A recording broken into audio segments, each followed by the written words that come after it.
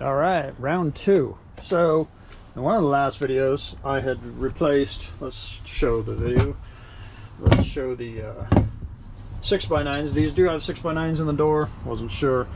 These were the Audio Latinas that was in there. They actually look like they're in pretty good shape. I mean, considering how old these things are and the fact that they're still working great, can't knock those things, I guess. It's like almost 40 years, 39 years. Is it 30? No, 97. Yeah. No, my math is off today. Let's almost 30 years, sorry. All right? Yeah, whatever. So I had two 6x9's laying around. I had a blown Memphis Audio 6x9 before, and so I had a backup 6x9 I had laying around. It sounds great, obviously, but they're 180 a pair, 189, whatever. And then, of course, I had a kicker.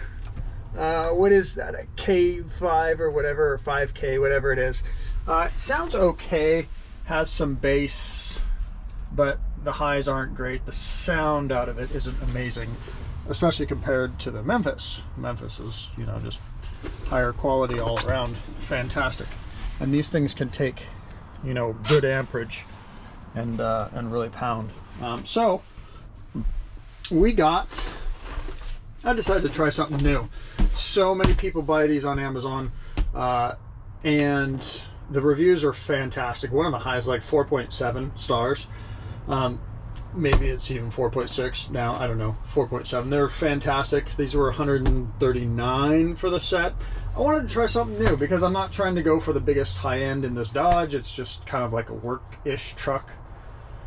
And but I wanted something good. I mean, obviously we got some decent Rockfords for the backfills, and so we're gonna try these.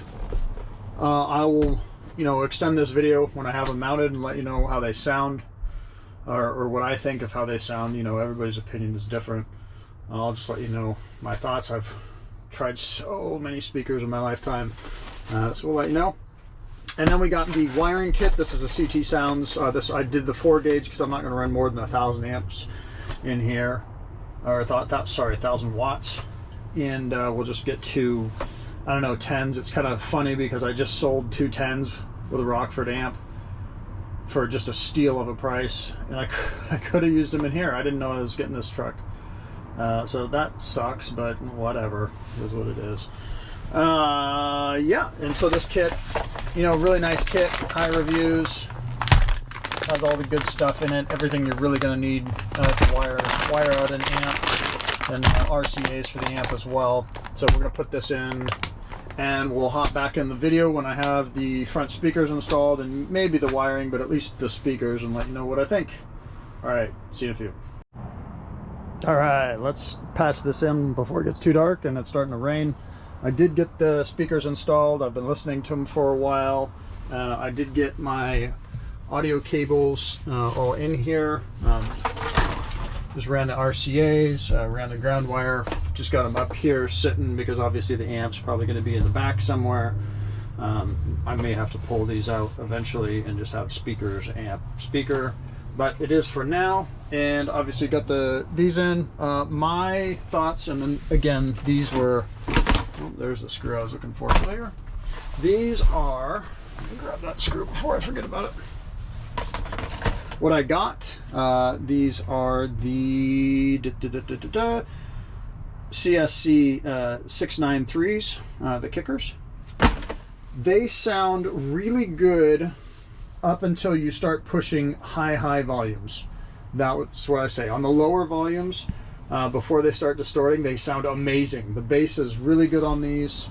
The sound is really good. It makes everything louder. It's fantastic. But when you start getting into the super loud, you know, high volumes, like pushing your deck power and stuff like that, they start to distort. Whereas when I had the Memphis Audios in here, I could crank the deck all the way to the end and they wouldn't distort until maybe the very final end. So these are like 6 to 8 volume notches below the Memphis Audio when they start to distort. They still sound, you know, the bass is still there, but it just starts to distort a little bit. So you know, for everyday, you know, work truck, rig kind of thing, these are probably going to be great. If you really want to crank your audio super loud, I would pay the extra money and get something like Memphis Audio, something you know, of the higher end nature that can handle a lot of power and just handle that louder sound. That's just my thoughts. I will show you real quick. Let me turn my headlamp on so you can see. I'll show you the wiring that I put in.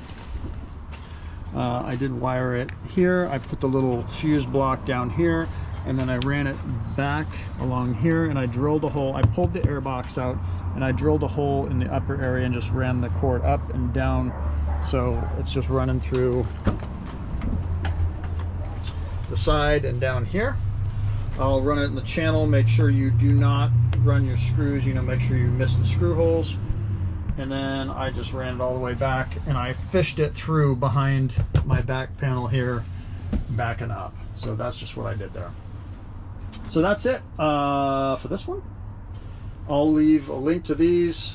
Like I said, if you're just doing stock replacements and you just want a little bit more bass and some louder sound, you'll get it. If you're listening to your music really loud,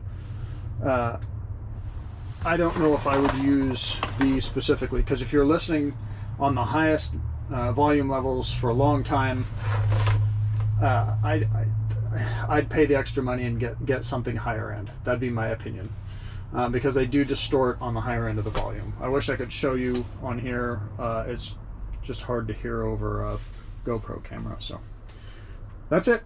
Thanks for watching, and next up we're going to replace the pod, the pillars. We got the Globe Pro or whatever, I forget the name of it offhand, but we're going to put those in. We're going to get these out because these are all mismatching, and see you again soon.